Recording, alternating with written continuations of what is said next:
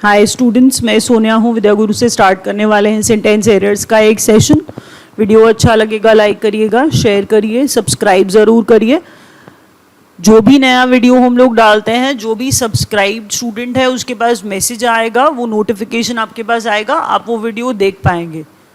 जो भी एरर्स हम पढ़ रहे हैं याद रखिएगा, आज जो भी एरर्स मैं आपको पढ़ा रही हूँ वो बहुत बार एग्जाम्स में आए हुए क्वेश्चंस हैं। मैं एरर्स भी वही सेलेक्ट करके लाने की कोशिश करती हूँ जो एग्ज़ाम में पूछे हुए हैं पहले से, और एक बार नहीं काफ़ी बार। आपको पहले भी बताया था कि वीडियो जब मैं डालती हूँ, एरर्स जो डालती हूँ, स्पेशली एरर्स रिपीट होते हैं, लेकिन एरर्स में सेंटेंस चेंज हो जाएगा, बट बेसिक रूल तो वही रहेगा। आपको रूल्स ही लिखने हैं। नोट्स बनाइए, अच्छे से पढ़िए, ताकि एंड पर एग्ज़ाम में जाने से पहले प्रॉपर रिवीजन हो पाए। ऐसा ना हो कि वीडियो देखा था फिर आधी चीज़ याद रही और आधी एग्ज़ाम में जाते तक भूल गई। That shouldn't happen. स्टार्ट कर रहे हैं, चलिए। If you will promise not to get angry, I shall tell you the truth about last week's events. Sentence कहता है, if you will promise not to get angry, I shall tell you the truth about last week's events. यहाँ पर ध्यान दीजिए बच्चों कि पहले ये देखिए कि इफ़ आया है। इफ़ वो वर्ड है जो कंडीशन दिखाता है। जब हम कंडीशन वाले वर्ड्स की बात करते हैं तो उनके इमीडिएट बाद विल और शैल नहीं लगाया जाता है। कंडीशन वाले वर्ड्स फ्यूचर में, मतलब कंडीशन वाले वर्ड्स के साथ फ्यूचर टेंस का इस्तेमाल नहीं होगा, नहीं किया जाएगा इमीडिएट बाद। सेंटेंस देखिए, मैं सिर्फ इफ़ की बात नहीं कर रही हूँ, पहले तो ये याद रखिए, गलत मत समझिएगा कि इफ़ है तो सिर्फ इफ़ के बाद ही नहीं लगाते हैं, ऐसा नहीं है। वंस आएगा, व्हेन आएगा, या फिर अगर आप देखेंगे अनटिल और अनलेस आएगा। तो मैंने ये कहा कि जो वर्ड्स कंडीशन दिखाएंगे उनके बाद इमीडिएट बाद आप विल और शैल नहीं लगाएंगे। एग्ज़ाम में एक बार क्वेश्चन आया, if you work hard you will pass the exam.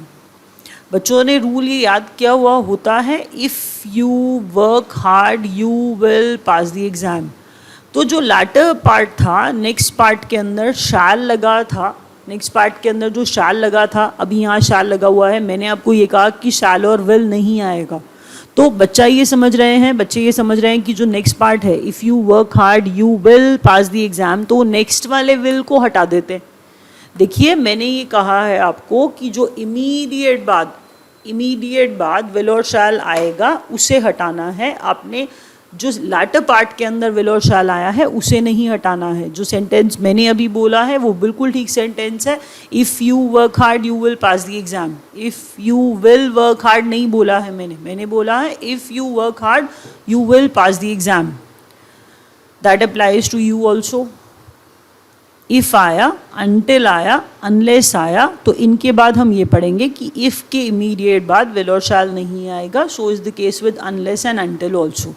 Nowadays, many a student is frustrated because of unemployment problem. यहाँ पर बच्चे बहुत गलती करते हैं कि many आता है तो many का मतलब बहुत सारे होता है, इसीलिए मैम a student नहीं आएगा, यहाँ पर students आएगा। कुछ बच्चे कहते हैं मैम यहाँ is नहीं आएगा, आ रहेगा। आपको यहाँ पर रूल में क्या लिखना है, जैसे ऊपर आपने रूल बनाया उसमें आपने लिखा होगा कि इफ़ के इमीडिएट बाद विल और शैल मत लिखिए। इमीडिएट बात का मतलब समझिए, मैं इस फर्स्ट पार्ट की बात कर रही हूँ, मैं सेकंड पार्ट का शैल वहीं रहने दे रही हूँ। तो इमीडिएट बाद वाला हटाया था। नेक्स्ट रूल में ये लिखिए कि मेनी का मतलब बहुत सारे तो होता है, वी ऑल अग्री, बट मैंने कहा मेनी के बाद सिंगुलर और प्लूरल दोनों आता है। आपको ये लग रहा है जो आपने सेंटेंसेस सुने हैं, nowadays many students are frustrated because of unemployment problem, तो आपने यही सेंटेंस सुना है, बट ये तो बहुत कॉमन है, ऐसी चीज़ एग्जाम में नहीं आएगी। याद ये रखिए डिफरेंट क्या है। मेनी स्टूडेंट्स तो आसान है, मेनी अ सिंगुलर एक्सप्रेशन होता है, मेनी अ सिंगुलर एक्सप्रेशन होता है।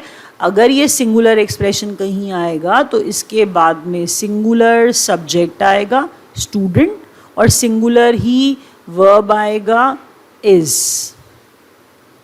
तो मैंने क्या कहा, मेनी अ सिंगुलर एक्सप्रेशन है, इसीलिए सिंगुलर सब्जेक्ट आएगा उसके बाद और सिंगुलर वर्ब आएगा उसके बाद। ऐसे सेंटेंसेस के अंदर नो एरर है। देख लीजिए ऐसा सेंटेंस कितनी बार एग्जाम में आया है और जनरली उसमें नो एरर दिखाया जाता है। तो ध्यान रखिएगा, ज़रूरी नहीं है हर सेंटेंस के अंदर एरर होगा। मैनी अ सिंगुलर सब्जेक्ट आएगा इसके बाद और सिंगुलर वर्ब आएगा इसके बाद, क्योंकि मैनी अ सिंगुलर कंस्ट्रक्शन है। मैनी अ और मैनी एन भी, तो many a student, many a manager, many a teacher, many an artist. Odd लग रहा होगा आपको सुनने में, लेकिन वो बिल्कुल ठीक है, प्रॉब्लम नहीं है।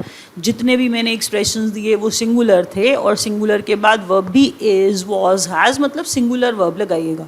तो नो एरर है सेंटेंस के अंदर। She is not on talking terms with her mother. यहाँ पर देखिए प्रॉब्लम क्या है, फ्रेज़ के साथ कुछ भी आपने अपने आप चेंज नहीं करना है। बच्चे क्या करते हैं, इन्वेंशन कहीं लिखा है या डिस्कवर लिखा है तो उन दोनों को रिप्लेस कर देते हैं। इन्वेंट की जगह पे डिस्कवर कर देते हैं, डिस्कवर की जगह पे इन्वेंट कर देते हैं। ऐसे एरर्स भी आए हैं एग्ज़ाम्स के अंदर। तो ये याद रखिए कि जब हम फ्रेज़ इस्तेमाल करते हैं तो फ्रेज़ पहले आप ये पढ़ के समझिए क्या कह रहा है। वो अपनी मदर से कैसी टर्म्स पे है, बात हो रही है नहीं हो रही है, कम्युनिकेशन वाला रिलेशन है या नहीं है। नॉट लगा है, बात तो वही हो रही है कि कोई फ्रेंडली रिलेशन नहीं है, कम्युनिकेशन नहीं है, कोई इंटरेक्शन नहीं है। ठीक है, we are this sentence that way is all right, conveying the right meaning. But मैंने कहा यहाँ पर जो फ्रेज़ है वो फ्रेज़ है ऑन टॉकिंग टर्म्स, जो कि गलत लिखा हुआ है। एक्चुअल में फ्रेज़ होता है ऑन स्पीकिंग टर्म्स। अब सारे के सारे बच्चे मुझे यही बोलते हैं, मैम यहाँ पर तो एरर लग नहीं रहा है, ऑन स्पीकिंग टर्म्स और टॉकिंग टर्म्स तो सेम ही होता है। फिर वही बात है जो मैंने अभी आपको बताई थी कि डिस्कवर और इन्वेंशन में भी बच्चे यही बोलते हैं कि मैम इसमें भी कुछ खास डिफरेंस तो नहीं है। आपने अपनी मर्जी से इन दो सिमिलर, टॉकिंग और स्पीकिंग जैसे सिमिलर वर्ड्स को भी रिप्लेस नहीं करना है। जो फ्रेज़ है वही रहेगा। आप अपनी मर्जी से कोई भी वर्ड फ्रेज़ के अंदर रिप्लेस नहीं कर सकते हैं। ऑन स्पीकिंग टर्म्स, कुछ कुछ जगह पर ऑन टॉकिंग टर्म्स लिख करके मीनिंग भी बता देते हैं, गलत है, याद रखिएगा। एग्जाम में आया हुआ क्वेश्चन है, ये एरर है, काफ़ी फेमस एरर है, मतलब काफ़ी जगह पर दिया हुआ होता है। आपको ये पता होना चाहिए कि फ्रेज़ क्या है। On speaking terms casual relationship है, फ्रेंडली रिलेशनशिप है, इंटरेक्शन है, थोड़ा लिमिटेड विश तक लिमिटेड रिलेशन है। तो मैंने कहा कि वो क्या कह रहा है कि वो एक दूसरे के साथ बातचीत नहीं कर रहे। जो आप मीनिंग समझ रहे हैं, मीनिंग आप गलत नहीं समझ रहे हैं। कुछ बच्चे यहाँ पे कहते हैं मैम इन टॉकिंग टर्म्स होगा, तो एरर कुछ भी ऐसा नहीं है, बस फ्रेज़ होता है ऑन टॉकिंग टर्म्स, जिसे आपको चेंज करके ऑन स्पीकिंग टर्म्स करना है। रिवाइज करते हैं, इफ़ के बाद, अनटिल के बाद, अनलेस के बाद, इमीडिएट बाद विल और शाल मत लगाइए। कंडीशन जो है वो फ्यूचर में नहीं लिखी जाएगी। If you promise not to get angry I shall tell you the truth. तो इफ़ के बाद इमीडिएट बाद विल और शाल मत लगाइए। Many a, many an singular होते हैं तो इनके इमीडिएट बाद सिंगुलर सब्जेक्ट और सिंगुलर वर्ब आता है। इस सेंटेंस में नो एरर था। उसके बाद ऑन टॉकिंग टर्म्स फ्रेज़ नहीं है, ऑन स्पीकिंग टर्म्स है। याद रखिएगा ये इस्तेमाल किया जाता है बहुत ज़्यादा। ऑन टॉकिंग टर्म्स को फॉर्मली करेक्ट नहीं माना जाता है, याद रखिएगा। कहीं पर भी मीनिंग पढ़ेंगे गलत होगा। On speaking terms correct phrase है। ये इवन जो एग्जाम्स में आए हुए क्वेश्चंस हैं मैं उनके हिसाब से ही आपको आंसर बता रही हूँ, तो आंसर याद रखिएगा। फ्रेज़ क्या है, ऑन स्पीकिंग टर्म्स। चलिए next question. Swimming is a kind of an exercise that keeps the body in great shape. बात बहुत अच्छी लिखी है। Swimming is a kind of an exercise that keeps the body in great shape. पहले मेरी ये बात सुनिए कि यहाँ पर लिखा है a kind of, यहाँ पर आर्टिकल आ गया है। अब बच्चों आर्टिकल यहाँ नहीं आएगा। पहले मेरी बात सुनिए। अगर मैंने आपको कहा banyan is a kind of a fig tree, या फिर banyan is a kind of fig tree. banyan is a kind of a fig tree, या फिर banyan is a kind of fig tree. brinjal is a kind of a vegetable, या फिर brinjal is a kind of vegetable. खुद समझिए, लिखिए मेरी कही हुई बात को, आप खुद इसे 2 बार बोल के देखिए, आपको समझ में आएगा कि मैं ठीक बोल रही हूँ। अगर आर्टिकल काइंड से पहले आ गया है तो आर्टिकल बाद में नहीं लगाइए। यहाँ पर मैंने अ का इस्तेमाल किया है तो यहाँ आर्टिकल अब नहीं आएगा। Brinjal is a kind of vegetable, brinjal is a kind of a vegetable नहीं होता। Banyan is a kind of a fig tree नहीं, banyan is a kind of fig tree। तो ऑब्जर्व करिए कि काइंड से पहले तो आर्टिकल बोल रही हूँ लेकिन काइंड ऑफ के बाद आर्टिकल नहीं बोल रही हूँ। तो अ काइंड ऑफ जब आ रहा है उसके बाद आर्टिकल नहीं आ रहा है क्योंकि काइंड ऑफ से पहले आर्टिकल लग चुका है। एरर बी पार्ट में है, रूल याद रखिए, काइंड ऑफ से पहले आर्टिकल आएगा, काइंड ऑफ के बाद आर्टिकल नहीं आएगा। He is a right man for the job नहीं बच्चों, he is the right man for the job। अच्छा, right man ये वही है, बिल्कुल वही है, exact वही है, specific है। For the specific job, the specific man, for the specific job, for the specific man। इस job के लिए कोई right man है ये या इस job के लिए यही right man है? इस जॉब के लिए कोई राइट मैन, अ राइट मैन नहीं, कोई राइट मैन नहीं है इस जॉब के लिए। ही is the right man, the perfect man. तो मैंने कहा the perfect person, the most suitable person, तो द जॉब के लिए द राइट मैन। याद रखिएगा, एरर बी पार्ट में है, स्पेसिफिक जॉब, इस जॉब के लिए ये परफेक्ट इंसान है, परफेक्ट मैन है, तो द राइट मैन आएगा। एरर बी पार्ट में था ही invented lame excuses after his being late. यहाँ पर इस सेंटेंस के अंदर मुझे बहुत तरह के एरर बच्चे बताने की कोशिश करते हैं बट बहुत गलती हो जाती है। मीनिंग पढ़िए, क्या मीनिंग निकल रहा है बच्चों। इन्वेंट किया, क्या जब कोई एक्सक्यूज़ देता है तो एक्सक्यूजेज इन्वेंट किए जाते हैं? क्या एक्सक्यूजेज इन्वेंट किए जाते हैं? क्या आप बहानों का आविष्कार करते हैं? नहीं, दैट्स नॉट पॉसिबल। तो मैंने कहा यहाँ पर इन्वेंट नहीं आएगा, ही इन्वेंटेड लेम एक्सक्यूजेज नहीं है, यहाँ पर आएगा ही गेव लेम एक्सक्यूजेस। ही गेव लेम एक्सक्यूजेस, बहाने दे रहा है, बहाने बना रहा है आफ्टर हिज बीइंग लेट। तो मैंने क्या कहा, एक्सक्यूजेस को इन्वेंट नहीं किया जाता, बहानों का आविष्कार नहीं किया जा रहा है, दैट्स एब्सोल्युटली रॉन्ग। तो मैंने कहा यहाँ पर ही गेव लेम एक्सक्यूजेस आएगा। याद रखिएगा, ए पार्ट में एरर है, थोड़ा सा मीनिंग पढ़ के भी आप समझ पाएंगे। इस एरर में कोई ऐसा कोई खास रूल नहीं लगा है, ये पढ़ने से मीनिंग से समझ में आ रहा था कि लेम एक्सक्यूजेस इन्वेंट नहीं किए जा रहे हैं। नेक्स्ट है बच्चों, Kavita is a beautiful girl and has a childish grace. Kavita is a beautiful girl and has childish grace। ध्यान से ये देखिए, पहले and लगा है, ऑब्जर्व क्या करना है आपने, and लगा है यहाँ पर। तो जो and लगा है वो and क्या दिखाने की कोशिश कर रहे हैं हम लोग and से? थोड़ा सा याद करिए, थोड़ा दिमाग पे जोर डालिए। जब अगर मैं यहाँ पर बच्चों और लगा देती तो और लगाने पर यहाँ पर और यहाँ पर दोनों तरफ ऑपोजिट्स आ जाते, हैप्पी और सैड, लाइफ और डेथ, अलाइव और डेड। तो और जो दिखा रहा था वो दोनों तरफ ऑपोजिट दिखा रहा था। एंड क्या दिखाता है? एंड दिखाता है बेसिकली दोनों तरफ सेम तरह की चीज़ें रखी जाएंगी। कैसे? किसी ने कहा Kavita is beautiful, intelligent, talented and smart. ध्यान से सुनिएगा, ये बात नहीं बताई जाती है, ना बेचारे बच्चों को पता होती है। Kavita is beautiful, intelligent, talented and smart. यहाँ पर ये ऑब्जर्व करने वाली बात है कि एंड के साथ मैंने जो भी वर्ड्स लगाए हैं वो सारे के सारे एक ही बात कह रहे हैं, एक जैसी बात कर रहे हैं। मैंने ऐसा नहीं कहा that Kavita is beautiful and selfish. आप समझदार हैं, आपको वो बात समझ में आएगी। कविता इज़ ब्यूटिफुल बट सेल्फिश ठीक है, कविता इज ब्यूटिफुल एंड सेल्फिश नहीं होगा, क्योंकि एंड लगा के या तो पूरा नेगेटिव लिखिए, ब्यूटिफुल है, इंटेलिजेंट है, टैलेंटेड एंड स्मार्ट है। देखिए प्रेफरेबली ऐसे ही लिखा जाता है। अगर मैं बोलूँ Kavita is mean, cunning and rude, तभी भी मैंने एंड लगा करके जो नेगेटिव वर्ड्स कविता के बारे में बोले हैं वो ये याद रखिए कि एंड के साथ टोन चेंज नहीं कर रही हूँ मैं।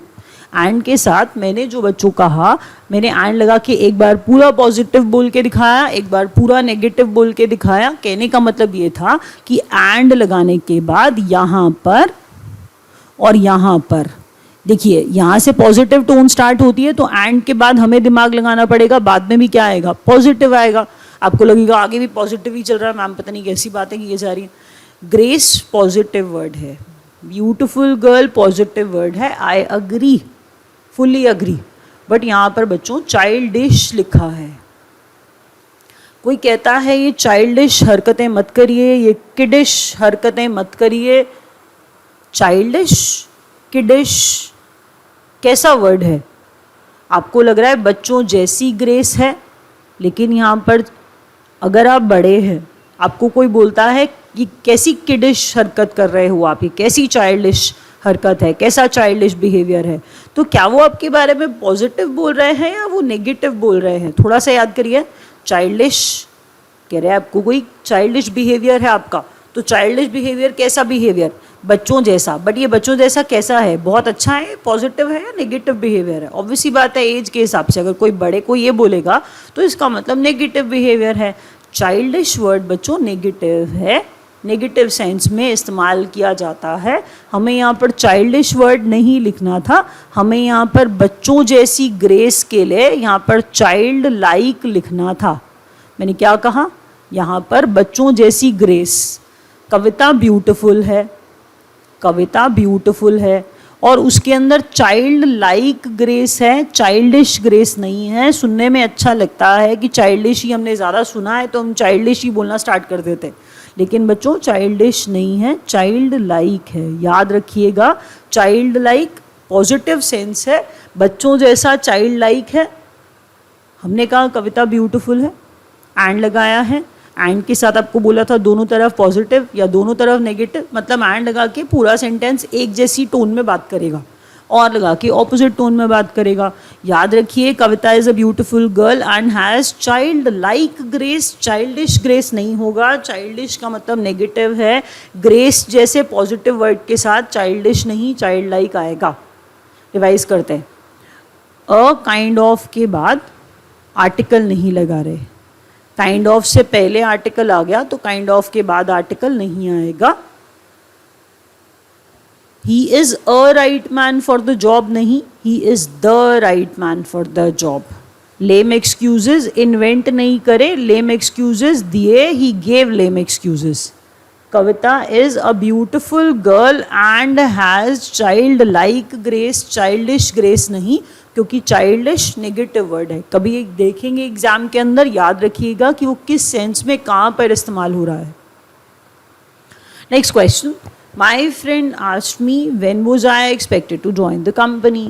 ये तो मतलब इतना कॉमन क्वेश्चन है और इतना ईजी है, इतना ईजी है, एक बार समझ लेंगे तो गलती करेंगे ही नहीं। My friend asked me when was I expected to join the company. थोड़ा सा दिमाग लगाइए, जब WH फैमिली आती है, इमीडिएट बाद बच्चों हेल्पिंग वर्ब आ जाए तो वो तो एक क्वेश्चन बन जाता है। बट क्या ये क्वेश्चन है? ये देखिए यहाँ पर तो फुल स्टॉप आया है, ये क्वेश्चन है ही नहीं। अच्छा, किसी ने आपसे ना एक आसान सी बात पूछी है, जल्दी से आंसर करिएगा, सोचिएगा। किसी ने आपसे पूछा व्हाट इज़ योर नेम, क्या आपसे कोई ये पूछता है व्हाट योर नेम इज? किसी ने आपसे पूछा वेयर आर यू सिटिंग या where you are sitting? Obviously where are you sitting. Who is your friend या who your friend is? Who is your friend. Observe करिए, सिमिलैरिटी देखिए। WH family immediate बाद जब हेल्पिंग वर्ब लेती है तो वो क्वेश्चन बन जाता है, बट ये तो क्वेश्चन है ही नहीं, ये सेंटेंस है फुल स्टॉप वाला। तो सेंटेंसेस, फुल स्टॉप वाले सेंटेंसेस में इस हेल्पिंग वर्ब का WH फैमिली के एकदम पास होने का क्या मतलब? हमारा एरर क्या है? एरर ये है बच्चों कि यहाँ पर वॉज हटा करके यहाँ से वॉज यहाँ लिखिए। चलिए कोई बात नहीं, नहीं समझ आया, एक बार और ट्राई करती हूँ। देखिए ये देख पा रहे हैं कि यहाँ पर आस्क्ड आया है, आस्क्ड आया है, डायरेक्ट नहीं इनडायरेक्ट स्पीच चल रही है। कोई बात नहीं, अगर इनडायरेक्ट स्पीच नहीं आता तो याद आता होगा 8th क्लास में टोल्ड पढ़ाया जाता था, सेट टू को टोल्ड में चेंज करते थे।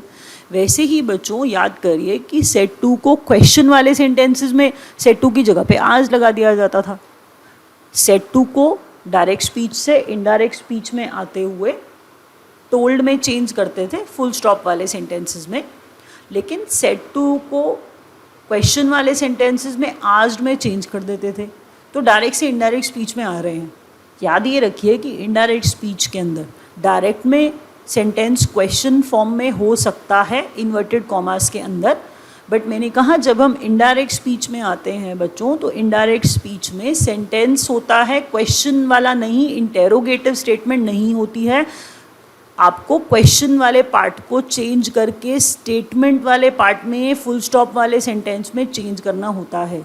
यहाँ पर आस्क्ड आने का मतलब ये था कि ये इनडायरेक्ट स्पीच थी। इनडायरेक्ट स्पीच के अंदर क्वेश्चन नहीं होता है।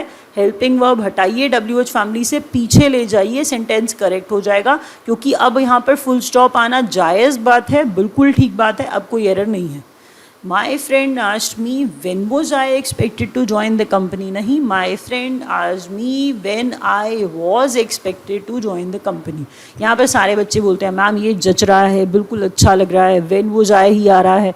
देखिए प्लीज़ ऐसा नहीं है, यहाँ पर व्हेन के इमीडिएट बाद वॉज लगाने पे ये क्वेश्चन बन जाएगा। यहाँ पर फुल स्टॉप लगा है, we don't require an interrogative statement है, इसीलिए वॉज को उठा करके हमने पीछे कर दिया। अब फुल स्टॉप ठीक है, आज है, इनडायरेक्ट स्पीच है, इनडायरेक्ट स्पीच में क्वेश्चंस नहीं होते हैं, क्वेश्चन वाले स्टेटमेंट नहीं होते हैं, फुल स्टॉप वाले स्टेटमेंट होते हैं। तो व्हेन के बाद से वॉज हटाइए, सब्जेक्ट के बाद ले जाइए। तो व्हेन वॉज आई नहीं, when I was.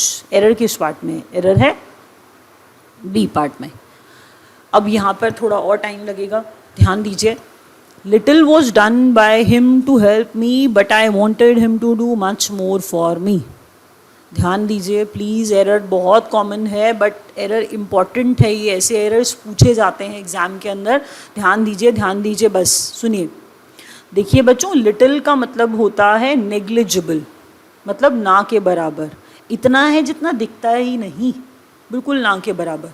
But when we से अ लिटिल, तो अ लिटिल का मतलब होता है थोड़ा, थोड़ा, छोटा वाली बात नहीं कर रही हूँ मैं, थोड़ा दिमाग लगाइए। मैंने कहा लिटिल का मतलब होता है ना के बराबर, ना के बराबर। अ लिटिल का मतलब होता है थोड़ा। आपको लगेगा यहाँ पर क्या इस बात का मतलब था, क्यों बताया जा रहा है? पहले सेंटेंस पढ़िए।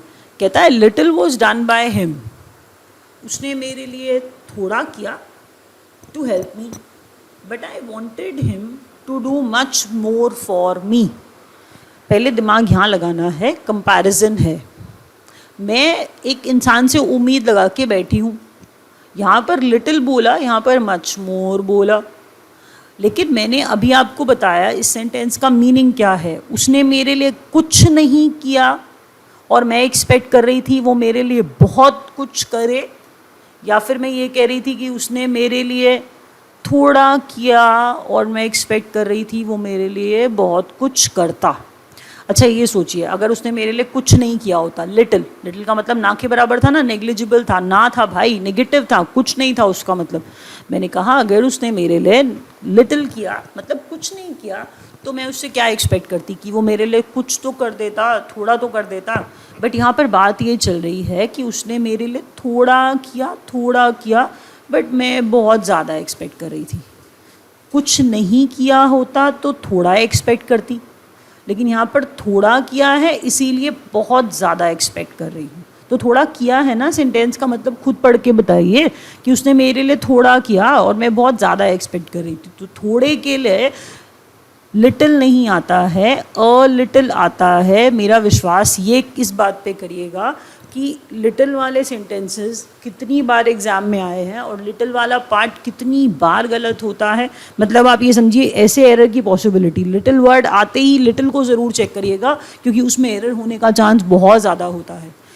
Complete sentence little was done by him नहीं है, कंप्लीट सेंटेंस बच्चों अ little was done by him है। अब देखिए इसका मतलब बन गया कि उसने मेरे लिए थोड़ा किया और मैं बहुत ज़्यादा एक्सपेक्ट कर रही थी। एरर ए पार्ट में है। Since November 13, 2010 a lockout was declared in the factory. यहाँ पर बच्चे बहुत दिमाग चलाते हैं। कुछ बच्चे बहुत अच्छे होते हैं तो ग्रामर के अंदर ऐसी बातें बोलते हैं कि मैम यहाँ पर वॉज हटाइए, हैज़ बीन डिक्लेयर्ड कर दीजिए। देखिए, हम ये नहीं कह रहे हैं कि लॉकआउट जो है वो डिक्लेयर एक दिन हुआ, या हम ये कह रहे हैं कि वो डिक्लेयर हो रहा है। That's not possible. एक और प्रॉब्लम है, कहते हैं मैम सिंस डेट के साथ आता है, तो सिंस तो बिल्कुल ठीक लग रहा है। ऐसे मत पढ़िए, पूरा मीनिंग निकालिए, सेंटेंस पढ़िए। सिंस नवंबर 13, 2010, तब से 13, 2010 से लॉकआउट चल रहा है, ऐसा नहीं हो सकता। लॉकआउट है, एक ही दिन होगा ख़त्म, तो एक ही दिन होगा, चलता थोड़ा ना आ रहा है कि लॉकआउट तब से अब तक चलता जा रहा है। Correct sentence, on November 13, 2010 a lockout was declared in the factory. याद रखिए, सिंस नहीं आएगा, लंबे समय से अब तक चलता जा रहा है, सिंस नहीं आएगा यहाँ पर। लॉकआउट है, एक ही दिन डिक्लेयर किया, इसीलिए ऑन लगा दिया, बात ख़त्म। रिवाइज करते हैं। 8th question, my friend asked me when was I expected to join the company. नहीं, when I was expected to join the company आएगा, क्योंकि वहाँ पर हमें क्वेश्चन नहीं चाहिए था, सेंटेंस चाहिए था। इसीलिए हेल्पिंग वर्ब वॉज को हटा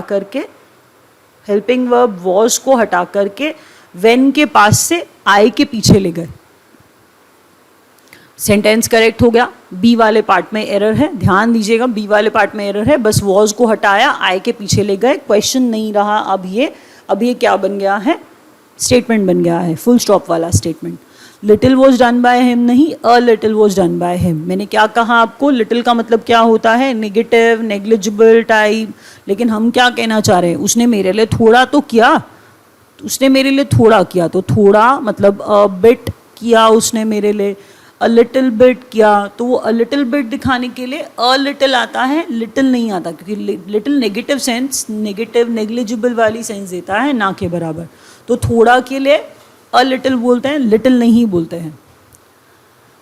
नवंबर 13, 2010 से लॉकआउट चलता ही जा रहा है। नहीं, दैट्स नॉट पॉसिबल। सिंस लगा के तो मीनिंग ही चेंज हो जाएगा। एक ही डेट पर लॉकआउट हुआ, डिक्लेयर कर दिया फैक्ट्री में, तो एक ही डेट थी, इसीलिए सिंस नवंबर नहीं, on November 13, 2000 a lockout was declared in the factory. अभी रैप अप कर रहे हैं, ध्यान से लेक्चर को सुनिएगा, मेरे हिसाब से आपको बहुत बेनिफिट करेगा ये। थैंक यू सो मच बच्चों।